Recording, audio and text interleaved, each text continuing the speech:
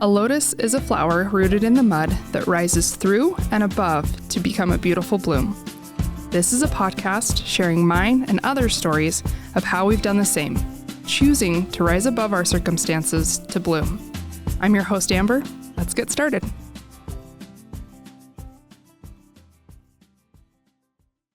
This is my friend, Gareth. He is my best friend. Yep. I actually know you because your wife is also my best friend. Yes. Alyssa, she's in Gentle Warrior with me. And it's really interesting because we were both in the group, I want to say, we were the last accountability partners for the first year. Okay. So was that like the last 3 months of the year? Yeah, the last 3 months of the year. Yeah. And we were accountability partners, and I was just super stoked because I remembered my interactions with her at our first retreat. Mm-hmm. And I don't know if she remembered it being this big, but I was just like really impressed with how she carried herself and how she just did what she needed to do. Mm-hmm. She tends to do that. Yeah. Well, it impressed me. Yeah. So I was really stoked about it. And it ended up being one of the few accountability partners where we've just it has continued. Mm-hmm. Like the accountability and the friendship kept on. It's been really cool. So that's how I met you. What's interesting is I didn't know that I had met you. We were both at a retreat. Mm-hmm. You were sitting like right in front of me during. I had no idea who you were. I know. And I was like, oh, that's who that is. But yeah. So anyway, so that's how I know you. Yeah. Who knew we'd be best friends? Right. It was the beginning. Who knew in that moment? So close to each other. But yeah, and then we've just gotten to spend time together. I don't know if you knew this. I've told Alyssa, I think you were there when I was telling her, but Beckett thinks that your kids are his cousins. That's great. Yeah. He was like, wait, are they? He was calling them. It was when we came over for dinner. Mm-hmm. And he was like, cousins, wait. And then he turns to me and he's like, are they my cousins? Yeah. And I was like, pretty much. Basically. He's like, okay, cousins. I love it. So yeah, if you don't mind, I would love to have you tell your story. You can start wherever you want to. First of all, can we acknowledge where you're from? Yeah, we can definitely do that. I was born and raised in England, moved to America when I was 18. So back in January of 2008. Okay. My accent comes and goes. Yeah. Depending on how much thought I'm putting into it at the time, or if I'm around other English people, or whatever it is, it just comes and goes. Yeah. But yeah, moved to Phoenix, Arizona, and then met Les just a few weeks later. Did you move? Did your whole family move to the States, or just you? Almost all of us. My older siblings didn't at the time. Okay. I have a younger sister as well. So my older brother and my older sister were still in England. My older sister since moved. My older brother came over for college and then went back and hasn't been able to make it back over. Okay.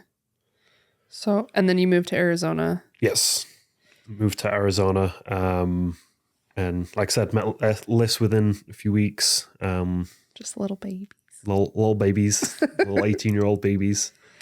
Mm-hmm. And then we got married a couple of years later. I went on my mission, my church mission.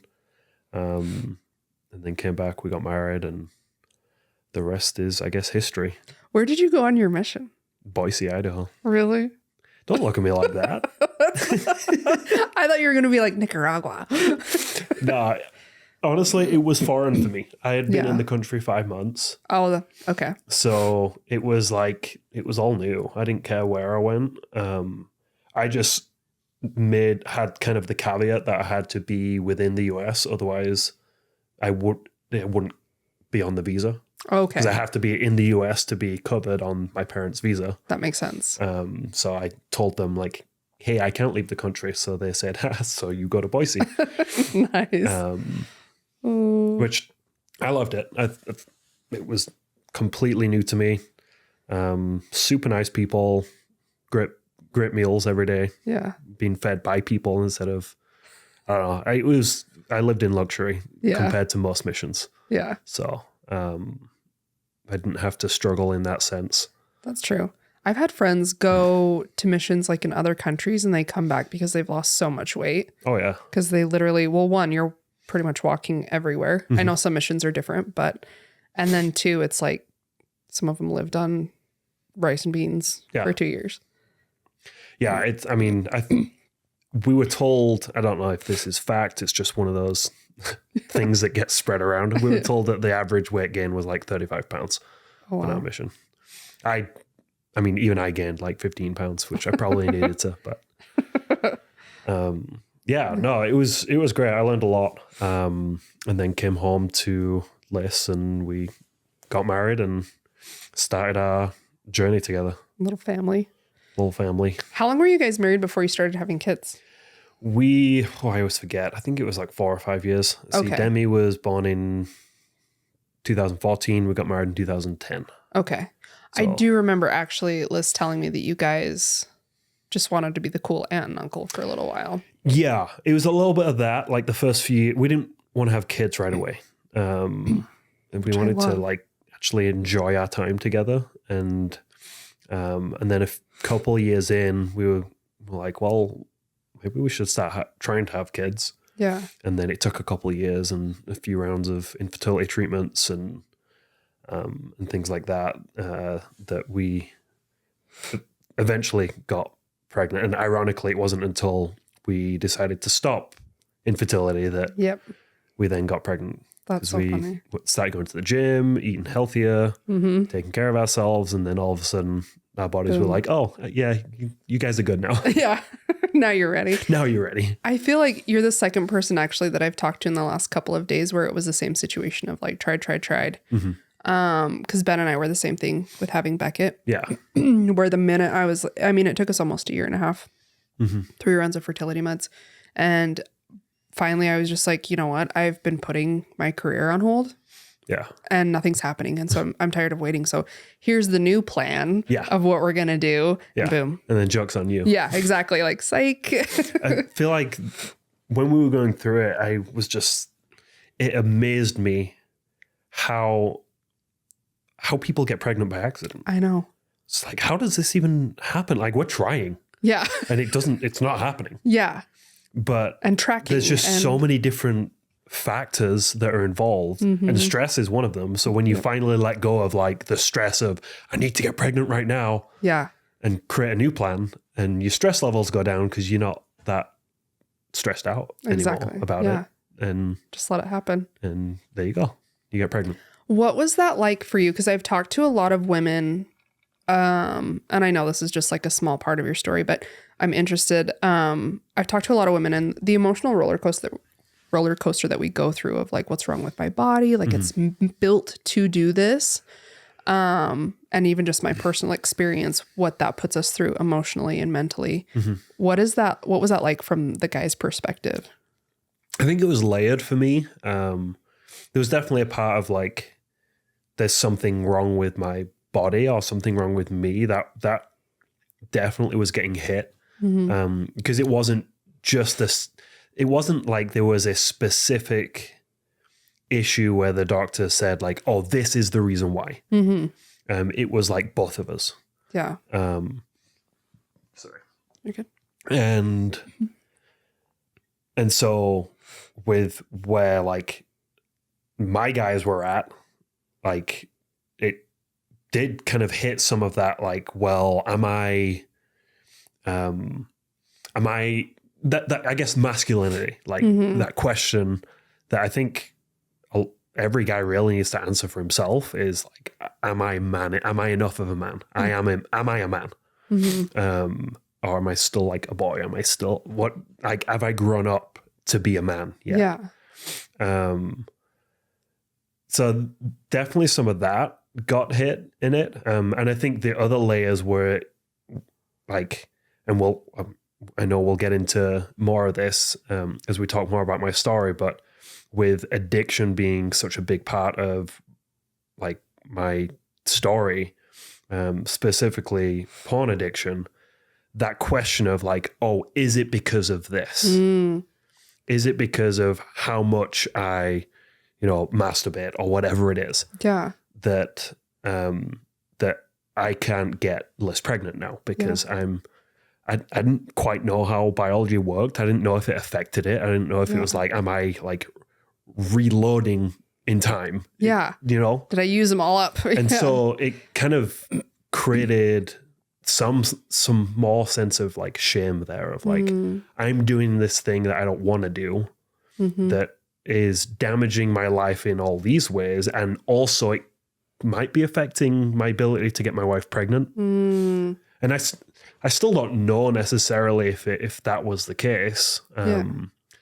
I feel like it definitely, I mean, it makes sense in my head logically that. Well, and even like we were talking about stress levels. So then you have that stress level and emotionally whether biologically it's affecting it. Right. On a typical basis, but like the fact that you're stressing about it and everything, I'm sure played a role in then affecting it biologically. Yeah. I mean, that's my science around it. But. I mean, if you look at it all holistically, like where everything, it's all just like different inputs to your body. Your emotional level, your stress level, what you're doing with your body, all of it just has an effect. And I mean, who knows? Yeah. But that definitely played on my mind. Yeah. That actually perfectly segues into what I wanted to talk about too is with your addiction. At that point in time, did Liz know that you had that addiction? No. Okay. Which added to like the shame of like, she doesn't know this thing. And like always raise the question of like, should I say something? Yeah. Because I can see how much pain she's in from not being able to get pregnant and wanting to get pregnant. I can see the pain it's causing me because I love kids. I love babies. I wanted kids. Yeah. And this secret that I have could be affecting it. Like, should I say something? Because maybe we could treat things differently. Maybe if I stopped, we would get pregnant. And all of this is just all my fault. Yeah. So it was kind of, I don't know, I actually haven't thought about that in a while, that like, that had a big effect on me at the time. It had a big effect on the shame that I carried from that secret. Yeah. That's how, I guess this is kind of continuing the story, but like, so you guys had Demi and then how long was it until you guys had your next? 19 months. Okay. Demi I and thought it was Fitz are 19 months apart. Okay.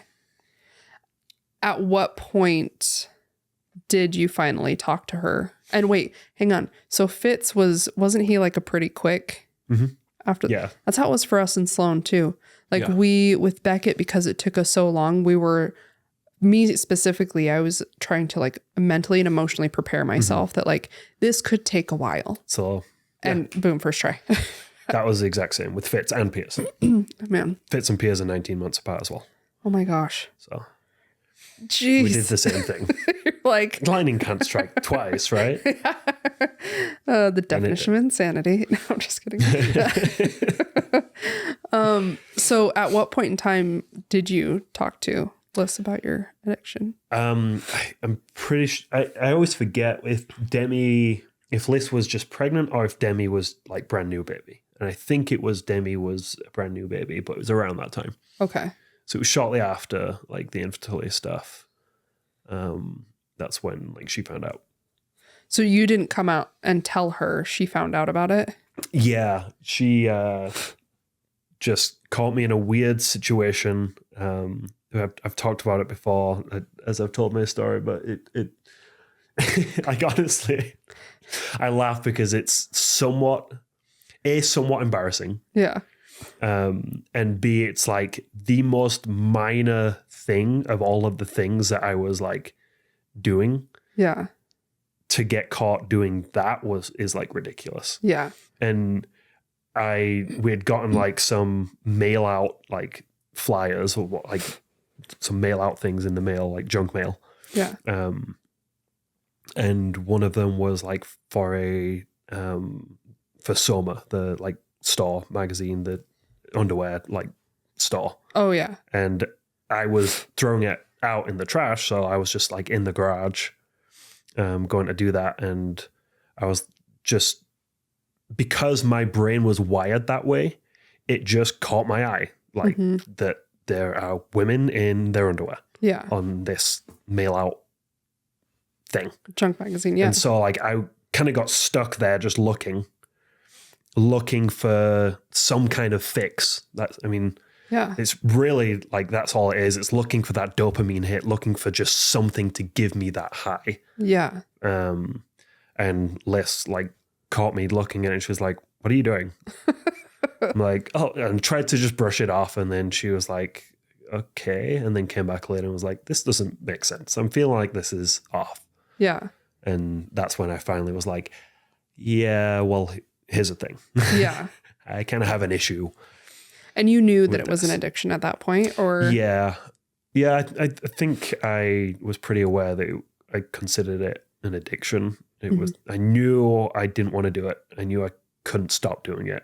And I knew it was like damaging, my life. Relationships. My relationships. I knew the effect it was having. Not the extent of the effect that it was having, but I knew it wasn't good. Yeah. So, I gave her the minimized version of what was going on. And then eventually, slowly, it's called in the psychology world, it's called the trickle disclosure. Because in my mind, if I told her everything, there's no way she would stay with me. Like that was my core belief, that if people really knew me and knew the things that I've done, that's what shame says, is if people really knew this about you, they would reject you. They would leave. They wouldn't love you. Yeah. Like this makes you unlovable. And so with that being like my core fear, telling her everything would, in my mind, I was certain she would leave. So I told her to the level that I felt like she would still accept me. Yeah. And then as I became more comfortable with that, I would tell her a little bit more and then a little bit more until eventually, we're having a 4-hour discussion and at 2 a.m. where I'm finally telling her everything. How did that feel when you were finally telling her everything? Well, I feel like to like really give context to that, I need to share everything that happened before that. So like the year leading up, both of us had gotten into group therapy programs. Okay. Hers for betrayal trauma, mine for pornography and sex addiction. Okay. And so I'd been working on it and she'd been working on her side of things for a year, but I hadn't been fully honest about everything. Okay. Part of the program is like you disclose any slips or relapses within 12 hours. And there were times where I didn't do that, where I just ignored it and was like, well, I'm not going to keep in that one. That one's going to the grave with me. And there was several other things that,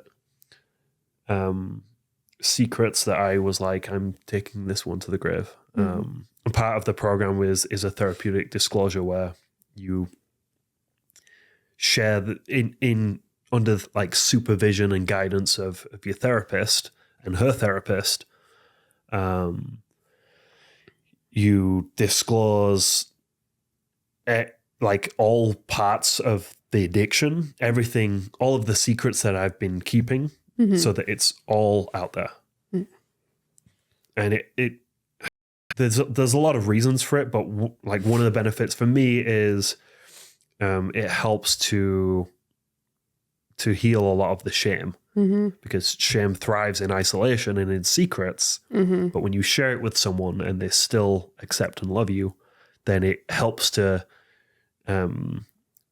tear down that story that you're telling yourself that if they knew this, they would leave. Yeah. And then for her, she finally, for the first time, gets to see like all of it and make a choice. Like, do I want to be with this person? Like when we choose to be with someone, it's because we think we know who they are. Right. And if that person is hiding parts of themselves, it's kind of not fair. They don't really get a choice in like Who choosing you're loving. Yeah. because they don't get to see all of you. Yeah. And so for the first time, it's meant to be like, here's everything. Mm-hmm. Like, and now you finally get to choose. Like, do you fully accept me? Yeah. Which is great for me as well. I get that question answered of like, do you fully accept me? And the fact that you had been carrying that for so long to finally have that, well, in your case, at least proven wrong. Yeah. And then have that to come back to every time of like, I gave full disclosure and she still chose me. Yeah. Yeah. So that's what it's meant to be.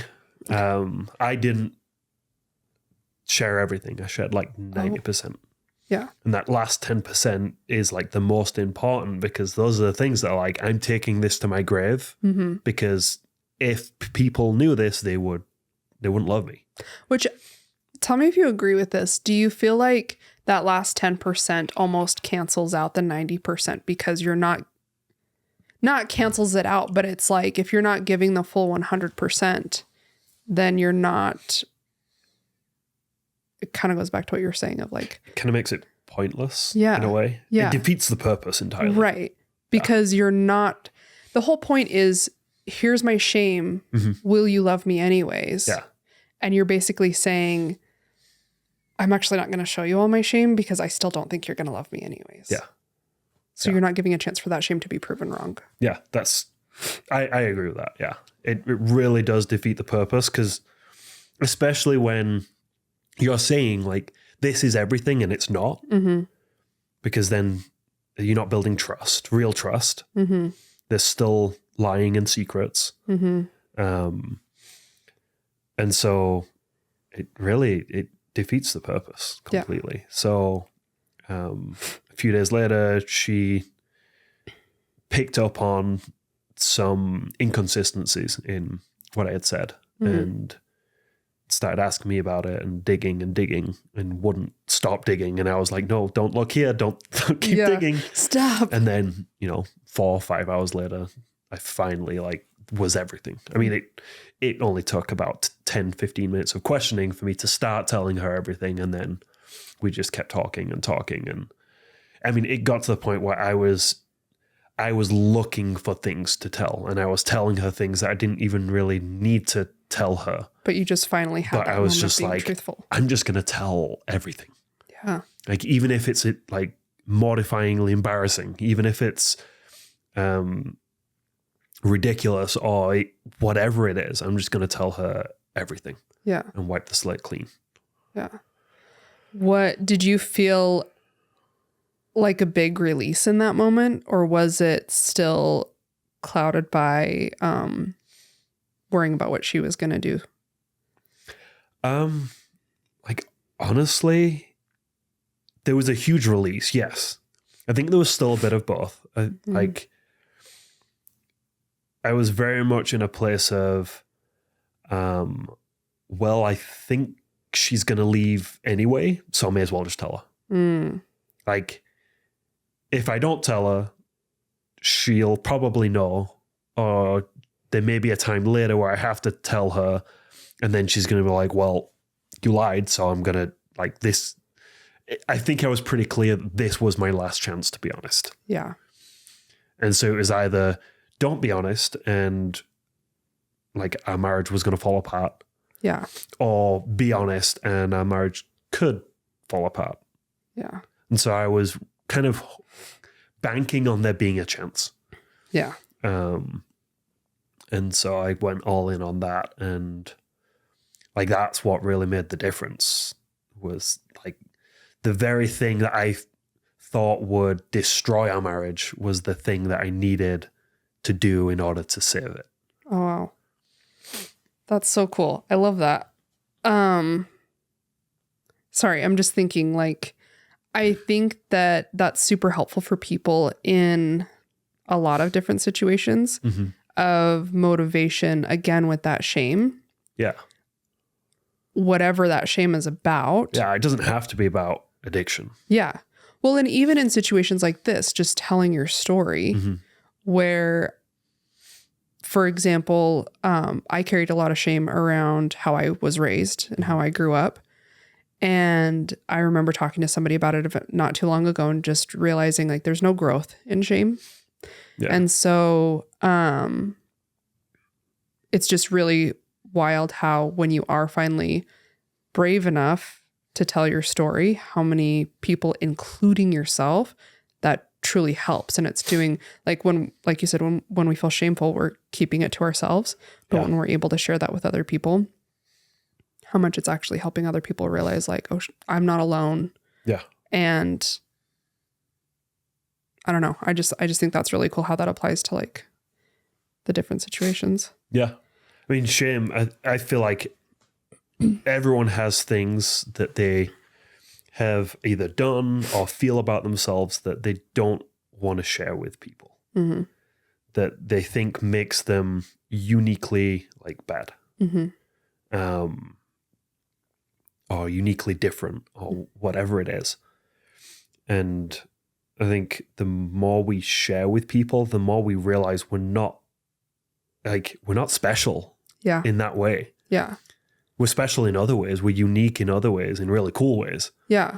But we're not really all that special in our shame. Yeah. We all have very similar kind of core beliefs about ourselves. Mm-hmm. A lot of it comes down to like being rejected and being alone and being unloved. Like there's something wrong with me. I'm not lovable. Mm-hmm. And the reason why we believe those things is different. Yeah. But we can all relate on feelings of being alone. Mm-hmm. We can all relate on feelings of being rejected or fear of rejection. And the more we share that, the more those shame stories that where we tell ourselves that X, Y, and Z makes us bad. Yeah. Like the more we share that, the more we realize it's not true. Well, it like takes away its power. Yeah. And gives the power back to us. Mm-hmm. And that's how community is built. Yeah. Is through being able to relate to people. I was talking to somebody earlier about this of like, you look at people and you think like, honestly, if I first met you guys and hung out with how you are now and how you like banter back and forth and how your relationship is, I'd be like, oh man, these guys have it all. and it's funny because you guys are at that point because of all the shit that you've been through. Yeah. And so it's like, yeah, we get to enjoy this because we worked really hard to get here. Mm-hmm. And still do. Like it's still really hard work. Mm-hmm. Like marriage is hard. Mm-hmm. Even though we've been through a lot of stuff together, a lot of stuff. There's been a lot of pain, a lot of like we've each said and done things that we probably, I mean, we wouldn't do again if we had that choice back with, the knowledge that we have now. Yeah. We wouldn't make that same choice again. But like we're human. Mm-hmm. Like if we can feel like so many problems, and it's a really simplistic way of like looking at the world and looking at life. But if we can just look at the people around us and the people we interact with as humans instead of like really objects. Like a lot of times we look at the other person as an object. They are in the way of what I want. Mm-hmm. I want to be happy and I can't because Liz is being X, Y, or Z. She just wants to be whatever. Yeah. Instead of looking at it as like, oh, she's experiencing something because of the way that she sees the world and her history, her experiences that she's had in her life. Mm-hmm. What I'm doing might be triggering something for her. Mm-hmm. And so we're seeing completely different like things. Yeah. Yeah. I love that when I think that people have the tendency to just look at things as it's this way. They had this intention. They did it on purpose. They meant it this way. Yeah. Like if this bad thing happens, that person meant for this bad thing to happen because they don't like me or they don't love me or whatever. An example. And I mean, just if you look at it a little bit kind of history or backpedal a little bit. So like an example of this is I was with some girlfriends. This is when Beckett was like a year and a half. And we all had kids around the same age and we went for a walk. We all have our strollers and our kids in the strollers. And the path is big enough to where we were 3 strollers deep and people were still walking and riding bikes past us. Yeah. And this guy comes and he just yells at us, "Get out of the effing way," and super angry and just zooms past us. And of course, us as moms were like, and all of us these were our first children. So we're all new moms, super protective and like, are you kidding me? Like, we're here with our kids. And he's just going recklessly around us and yelling at us. Yeah. The path is meant for people to walk. And so our knee-jerk reaction was to be like, yell back at him. Yeah. And then I remember I'd had a conversation with somebody of like, somebody doesn't just act that way, typically. No. It's usually this, and this has happened throughout the day that now this one thing happens and it sets them off. And so then I remembered that and I thought, he must have had a really bad day to yell at 3 moms with their kids on this beautiful fall day, on this beautiful trail where there's plenty of room. And I remember having that thought process suddenly changed, like, oh, I'm not as mad. I actually feel kind of bad for that guy. Like, what must he be going through that he's yelling at 3 moms? Yeah. And I just think like having that perspective, like you were saying, of being able to think of the bigger picture of it's not just this instance. It's not just these emotions. It's what's this person been doing all day long? What have I been doing all day long? What have we had going on throughout our lives that this is the one thing that sets them off, you know? Yeah. I think we assume intent a lot as well. We assume we know what's going on in people's lives and why they're doing what they're doing. Yeah. I mean, it happens all the time in traffic. Yeah. Someone will, in my opinion, in my perspective, cut me off. And I'm frustrated and I'm mad that they cut me off. And a practice I'm not always good at it. But a practice I started doing is like just being like, well, maybe they're trying to get to the hospital. Yeah. Maybe because there's been times where I've been driving fast, not going to the hospital. I mean, sometimes going to the hospital with Demi when we were in there every month. Yeah. And I know I've cut people off like in situations that felt like an emergency for me. And I'm sure they were like, who is that guy? Who does he think he is? Yeah. Just coming into my lane. And I'm in my own world because all I care about is getting my kids to the hospital. Yeah. But we make so much about us. Everything that happens in life that other people do, it's about us. And I think if we can get out of that almost like victim mindset of like everything everyone's doing is about me and to me. Yeah. When it's not. It has absolutely nothing to do with. Yeah. I've had the other day I was in a parking lot and I was backing up and I heard someone honk and I was like, what the hell? Why are you, like, I'm just backing up. And I got all mad and I realized they weren't even honking at me. They weren't even in my lane. They were like the next row over. I just heard a honk and instantly went into defense mode. And what if they were honking at you and they were just like, hey, I'm here. Yeah. Just to let you know. Make room for me. Yeah. I just want you to know that I just was like, I see what? You like this. Yeah. And it was like the perfect example of like, oh my gosh, Amber, get it. Yeah. It's not about you. Oh, I've done that before. I've gotten mad. Like someone will honk at like a stoplight and like, who's honking? Why are you honking at me? I have no idea if they're honking at me, but they're just someone's honking. Yeah. Why are you so I've got to get mad. Yeah. That's so funny. Yeah. Oh man. So backpedaling a little bit. So you ended up you went to a rehab program. Yes, I did. And that was after the failed disclosure. Was it? Oh, I thought it was like at the same place. Okay. No, I had the disclosure.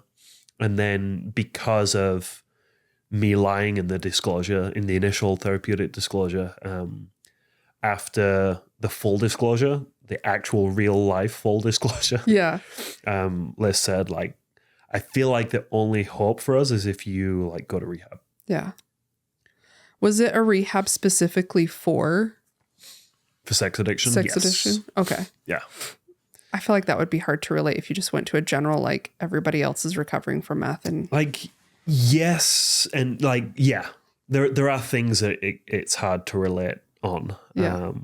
I mean, we would go to 12-step meetings in town, the local 12-step meetings, where we were in rehab in St. George, and we had people in there because there's specific 12-step meetings for sex addiction. Okay.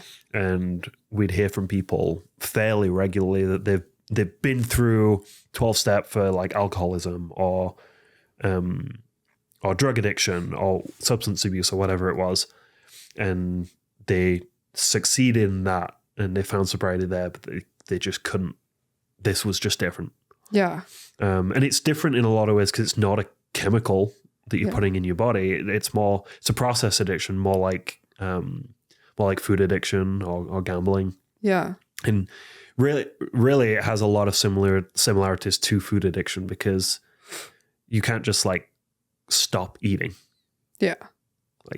And sex is a natural, healthy part of life and a relationship. Like removing that from our relationship wouldn't be a healthy relationship. Yeah. So it's more about redefining your relationship with it. Oh, interesting. Rather than like removing it completely. Yeah.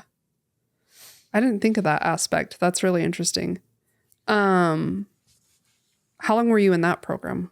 2 months. 2 months. Okay. And that was the one with the horses, right? Yes. Okay. Yes, it was. The only reason I know about that, just to explain, is we went down for one of our Gentle Warrior retreats. I think it was the one right before you guys moved up to... Right before we moved up. Yeah. Because I remember Liz being right there. But we went out and we did this exercise with the horses where we had to stand in the pen and had to wait for them to come to us. Yeah, the big arena. Yeah. And I remember when she told us that, I was like, piece of cake. I love horses. Yeah, super easy. Horses love me. This is going to be so easy. And I did not expect like the whole psychological thought process that was going to go into that. Yeah. Because when you stood there, you're alone. Yeah. You're not talking to anyone. Yep, we all had to be completely quiet. We couldn't move. Like we could shift our weight, but we couldn't move our spot. And you're watching horses go up to other people. Mm-hmm. And the thoughts start coming like, well, why, what are they doing that I'm not? Yeah. And it's such a reflection on how we live in the world. Mm-hmm.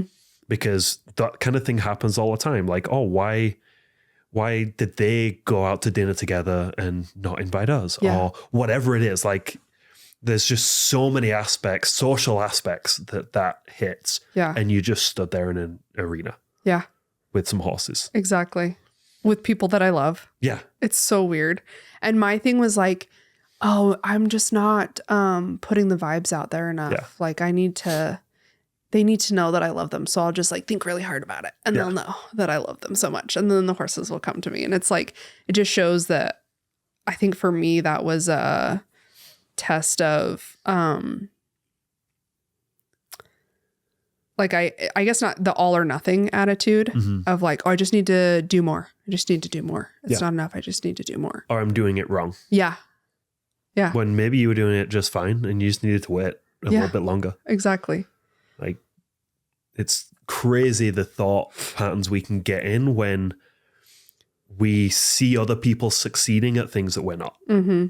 Yeah. I mean, social media is a huge like window into that, where you see everyone's successes, quote unquote successes. Yeah. You don't see their struggles, you don't see their failures, but you see their success, and then you see all of your struggles and failures, and you're like, well, why aren't I there? Yeah.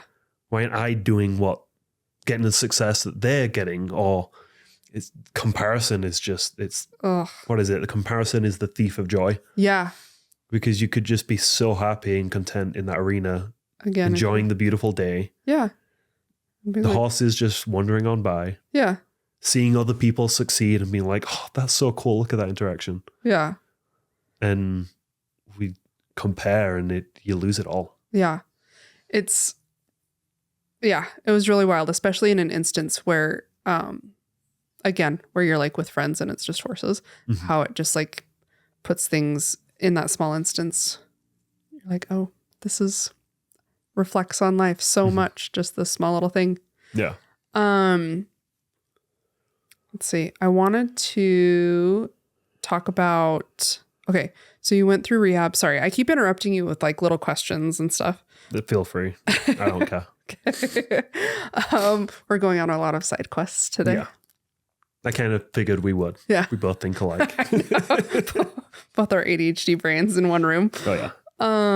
Tell me more about your story. Recently, you got into somatic coaching. Coaching.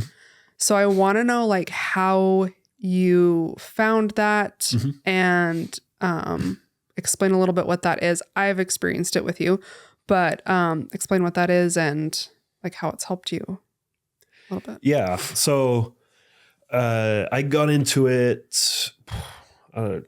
I feel like the last 2 years has been a blur, so I have no idea when in the last 2 years I got into it, but at some point recently, I found the course. It's run by the same group that does a lot of training for breathwork as well. Liz went through their breathwork facilitator program. Okay. And they have a somatic coaching program as well. Nice. And I don't know, I just felt like I wanted to. Yeah. I knew I wanted to coach. Yeah. Because of the experiences I've had with addiction and recovery and personal development in general, I felt like I could help people who were still struggling with it, who were in the same position that I was in, and I could help them, support them on their journey. Yeah. And so I wanted just another tool that I could use. Yeah. Not to necessarily define myself as like I am a somatic coach. Yeah. But this is another tool in my tool belt that I can use. And it really resonated with me. I'm a deep feeler anyway. And a lot of it was focused on being aware of our emotions, and what our emotions are telling us. It's soma means body. So, somatic coaching, it's teaching people to really communicate with their body and with their emotions. Yeah. Because when I think the big part that really resonated with me because of as part of my recovery journey, I went really deep into like inner child trauma kind of work, to rewrite a lot of those stories, about myself that, because this happened when I was a kid, that means that I'm unlovable. Yeah. And rewriting and healing those experiences, and learning about how when we have those experiences in childhood and we don't properly heal or process those, that those emotions get trapped in our bodies, and they can cause our bodies to not function properly. Yeah. I mean, it can show up as disease. It can show up as like consistent aches and pains and things like that. And so it was another tool to access that. Yeah. That the feelings that are coming up and the emotions that we experience have a message for us usually. If you really like listen to it. Yeah. And are willing to experience it, not just like feel anxiety of it or like think about feeling sad or feeling angry, because a lot of times we intellectualize our feelings, but actually experience it in our bodies. The message will become very, very clear. And when we've heard the message, the intention of the emotion being there, like it's completed its intention, so it moves and it's gone. And what's interesting too that I've noticed is is the I don't know what you want to call it, the exercise that you like walked me through was wild because it made me realize how this one experience and the emotions that I had in that experience and that memory really fed into so many other domino and like branched off into all of these other emotions and feelings of inadequacy and like trying to fill this emotion like or fill this cup when I didn't even know that that cup actually branched from this initial experience. Yeah. Or it was like this effort that I had to constantly like help, fix, came from, oh wait, it's because in this moment I needed somebody to be there to help. Yeah. And hold me through this. Yeah. It's kind of like, it really, I mean, I don't love the maybe negative connotation that this has because I don't see these things as positive or negative. They're just like experiences. But it's very similar to like a weed where you can hack at the weeds, you know, week after week after week, and they'll keep coming back. But if you go to the root and pull the root out, it doesn't come back for a real long time, or it's gone. Yeah. And we do so much work around all of the effects that experience has. Yeah. Whether it's our relationships or our career or the way we see the world. Yeah. We do so much work around that, a lot of mindset work, a lot of just whatever. And that to me is like an outside in approach. We're trying to just hack at these weeds all day long. When if you go to the root and resolve and heal at where that kind of rupture happened. Yeah. It has that knock-on effect of it's inside out healing. Yeah. You'll change your behavior and your actions faster by going to the root and healing that than you will by focusing on changing the behavior. Like, well, it's kind of like, I don't know if you know who Matt Townsend is. He's a marriage counselor. Familiar. Yeah. He's pretty funny. He would get along well with us. He could be in the best friend group.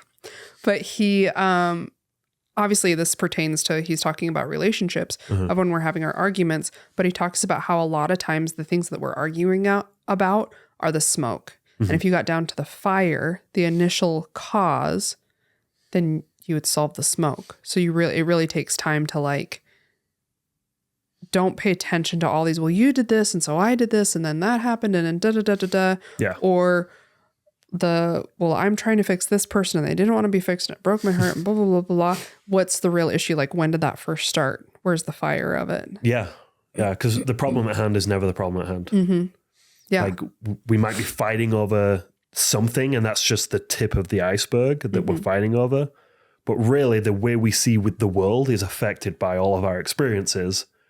And so whatever you said or did goes through this filter of how I see the world. And so I receive it completely differently. Yeah. And it really like, it touches on the concept of like objective truth and like, if there's objective truth, like truth that's just truth, and then our own like perspective on truth. What is our truth? Yeah. And I know so many people get triggered with that idea of like, well, that's my truth. Yeah. And it can be very much used as a way to excuse behavior. But we really do see reality differently. Yeah. Because we've had different experiences. Yep. And it can contribute to that guy yelling at three women just pushing their kids. Yeah. On down the path. Yeah. Like, that kind of thing contributes to showing up that way. And that's just the tip of the iceberg. But the way they see the world could vastly affect how they respond to. Oh, yeah. 100%. Can you explain a little bit, like, what does a somatic session look like?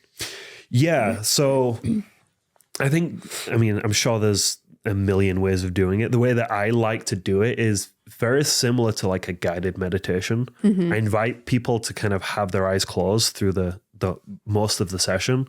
Yeah. Because it just helps people stay connected and focused on what's going on in their body rather than their mind. Yeah.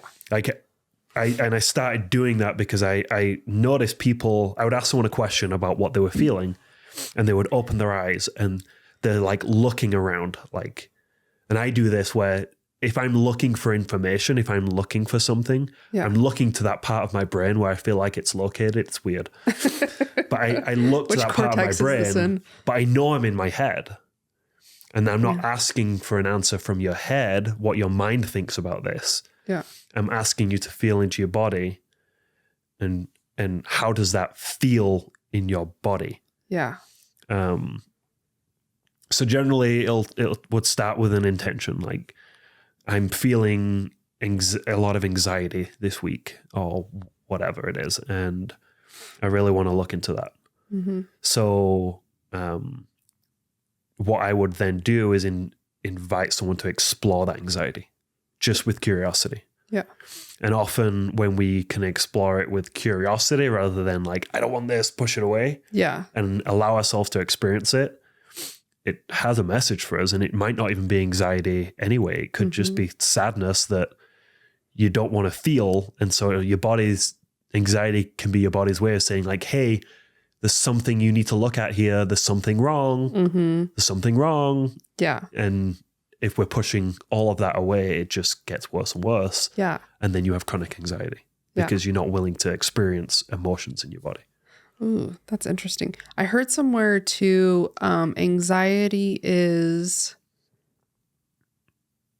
what was it? Anxiety is worshiping fear or can be worshiping fear. Like where you have anxiety about a situation of what could happen, then it's a form of like allowing fear to become bigger than it needs to be or winning over. Yeah. I mean, you're definitely feeding fear. And I mean, I'd say it can be so unnecessary. Most of like the suffering from anxiety and from emotions in general, the suffering that we feel, the ongoing suffering is unnecessary. Yeah.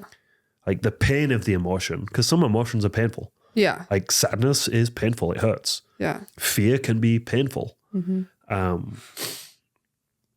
we don't need to suffer ongoing from the emotion. It's like punishing ourselves over and over and over again for one thing, for the same thing. Yeah.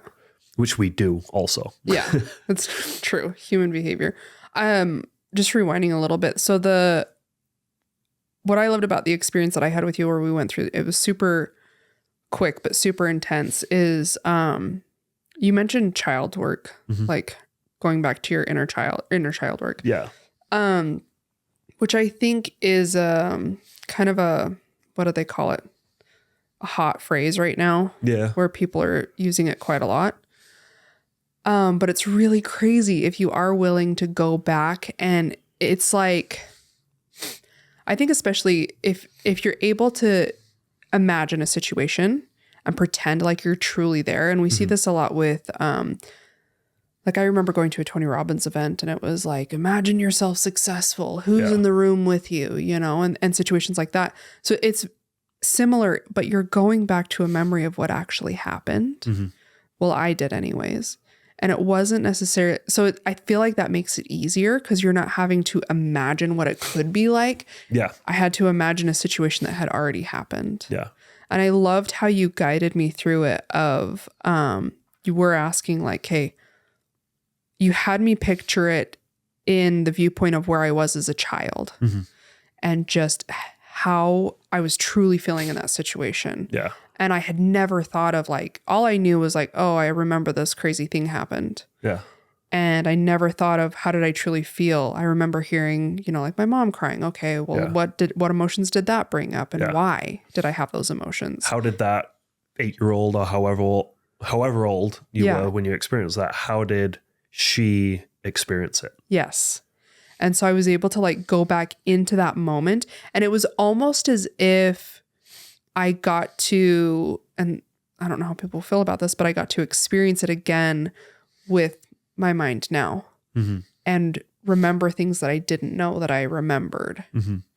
And then you had me go as myself as an adult sitting in that car, and like the younger me looked over at the older me, and the older me looked over at the younger me, and realized like, hey, I'm here to hold you. I'm here to help you through that. What was crazy about it is that I, all through growing up, and I remember telling you this after the experience, was that like all through growing up, I had always wished that I, like even my teenage years into my 20s, wished that I had had somebody who had gone through all of those experiences with me, that I had a sibling or something, somebody who just understood me, that got it. And it was so wild in that instance to be like, holy cow, I've wished this my entire life, not realizing I'm that person. Yeah. And that I get to go back and visit younger me at any point in time, experience it again willingly. Yeah. Feel the emotions, like you said, willingly, and process through them finally, and realize, hey, remember how you wished you had somebody who'd gone through all that with you and just got you? Who better than myself? You know?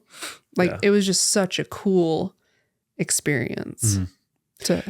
I've had very similar experiences myself doing this work, and like ultimately like that kid who had that experience had an unmet need that for whatever reason, whether it was whatever reason, intentional or otherwise, there was an unmet need. Yeah. And it's almost like that state of being in that experience gets like stuck there. Yeah. I picture it as like a part of us breaking off and staying stuck at 8 years old or 10 years old or 12 years old or whatever age it was that we had that experience. And we get to then go revisit that. The biggest lie ever told is that time heals all wounds. I think it's an absolute lie. Yeah. Because when I've done this work and intentionally and safely re-triggered those experiences, my body remembers everything. My body remembers how I felt.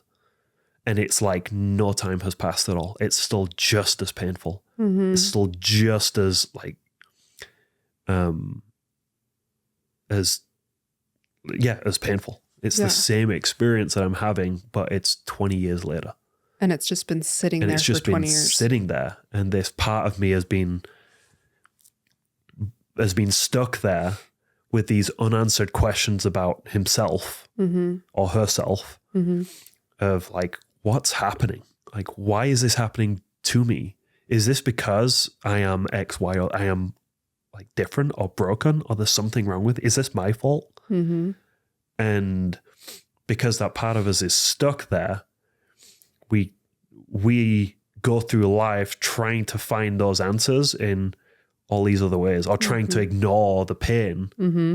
And that can lead to addiction. That can lead to so many of the things that we don't like about ourselves, all of these symptoms that we look at. Yeah. But you can go back and meet that need and show up for that kid in the way that they needed. Yeah. Show up for yourself in the way that you needed in that moment. Which is like so powerful on so many levels, because I think, the way that I grew up, it was very, shaped me to be a very independent person, that I couldn't count on anybody. Nobody was going to show up for me. Yeah. And so it was like almost this negative connotation of like, it's just me. Yeah. And it was so lonely there, of realizing I was surrounded by people who, in my mind, were never going to show up for me the way that I needed to show up for myself. And it was more because it was like, I have to do this. What was really cool about the experience of, that you walked me through, was that it shifted to like, oh, I finally get to do this. Yeah. It's almost like when we've gone through an entire college course and we get to train somebody, or I think of it as like, okay, when I became a first-time mom and I remembered like, oh, emotionally, this is how it felt. Or, oh, here's this little hack, this little trick that I figured out that's going to save you like so much hassle. And I love being able to talk to other new moms and be like, hey, this thing like really saved me. Here's like a life hack. Yeah. And now we get to be the one giving those life hacks to ourselves. And be able to have like true empathy for someone, because, I mean, it really is true empathy when it's you, because you have actually experienced it. Yeah. And you've actually come out the other side and you're alive and you're okay. Yeah. But with other people, you can at least relate and empathize with the feeling of being a new mom or a new parent. Yeah. And how scary that might be, or how confusing that might be. And just being able to share with someone like, hey, this really helped me, is cool. Yeah. It's really cool being able to do that. And it's cool to be able to then do that for yourself. Yeah. Like you said, like you're the ultimate expert on yourself because you were there. Yeah. But are you taking clients for somatic therapy and coaching still? Oh, yeah. Okay. I love doing it. Sweet. So I think I always will. Yeah. It's hugely rewarding. I just love seeing people really like be brave, like doing really scary things and courageous things. And seeing like the difference, like working with people over several weeks and seeing like the light in their eyes change. And seeing the demeanor change and seeing things click, and then coming back the next week and being like, this week was like so different. Yeah. It just felt so different. I feel anxiety all week. Oh. Like that's really cool to be part of that. Yeah. And teaching people not to necessarily rely on me as like, hey, I am the source of your healing. You need to come to me every week. Otherwise you can't process anything. But like, you are the source of this. Yeah. It's all within you. Yeah. You don't need me. Yep. And I'm happy to be here to support you in learning it. But like, you don't need anyone. You are that person that can show up for you. Yeah. When no one else can. I love that. I think lately I've really learned to appreciate that about different practitioners and healers, in that if they're truly there to help you, they're giving you the tools or helping you find your tools to be able to do all of this on your own. Yeah. They're not relying on you to like, well, this is a 12-year program. We'll see you every Thursday. You know, it's like, no, the point is that I'm helping you find the tools that you think you lost. So, or helping you build up your tool collection. Yeah. So that you can do this yourself. Right. And I love that you said like the healing is like, you're not the source of the healing. The healing's already in them. Yeah. Like they already have all the answers. Yeah. I love that. Yeah. So one question that I like to ask everybody, I probably should have given you a heads up on this one so you had time to think about it on the spot, is with everything that you've gone through, your addiction, moving to a new country, family struggles, like, and all of the healing and growth that you've been through, what is something that has helped you, whether it's something somebody told you, something that you learned, what's helped you through that you would like to share with somebody else who might be going through something similar? A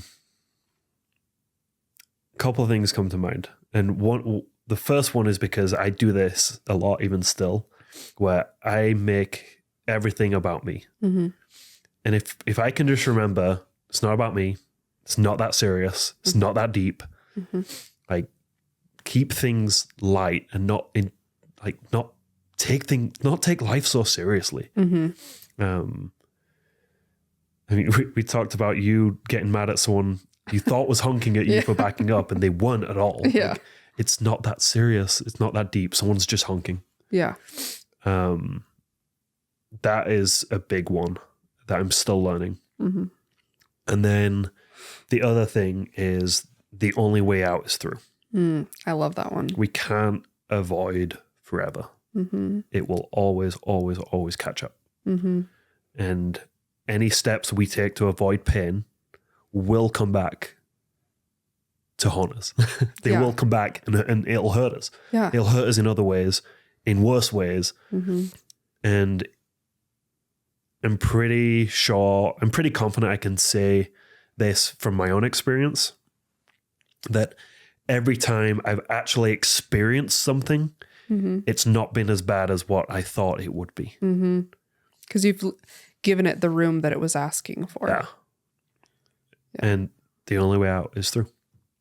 I love that. I was actually talking to somebody earlier today where they were saying, even if it doesn't seem like it may serve you to avoid it right now, and you're not seeing like these big repercussions, think about, 10, 20, 30 years down the road, how that's going to affect your relationships with people, because you're holding on to something that if you would have dealt with either in the moment or like in that close vicinity of time, allowed yourself to truly feel those emotions and process through that, it just becomes so much bigger as time goes on, and it starts to shape you as a person. Yeah. And like, really, are you willing to let this moment, this emotion, this event change who you are or shape who you are? And those are often the source of our greatest strengths. When we're willing to go through something, it becomes a strength. Because we've experienced it now. We know what it feels like. Yeah. And we find the beauty in it. We find really like who we are in it. And we can start to accept ourselves instead of rejecting that part of ourselves. Yep. I love that, because then that goes back to the whole shame and creating a whole story around it. Yeah. That's cool. Awesome. Dude, thank you so much for being on here. I'm glad we finally made this work. I know, it's been months of rescheduling, but we've literally scheduled this, I think, 4 times. No, not 4 times, maybe. This is the 4th time. Yeah. Has it been 4 times? I think so. Jeez. Because there was one. I'm glad we did it. I know, me too. Well, and it was always like both of our schedules didn't match. Yeah. Like, I remember at one point we did have it scheduled and you were like, actually, this isn't going to work. And I was like, actually, me neither. So life's just busy, okay? I know, dude. It's a lot. Yeah. With kids and things in life. I like how your wife always says, life be lifing. Life be lifing. Yep. Life just be lifing. Yep. Just lifing. All right, cool. Thank you, dude. Yep. Hey, thanks for listening to this episode. If you liked what you heard, please remember to subscribe and go leave a review on Apple Podcast. It helps me know what you want to hear and who I should have as a guest next. Thanks again, and until next time, keep living the life of a lotus.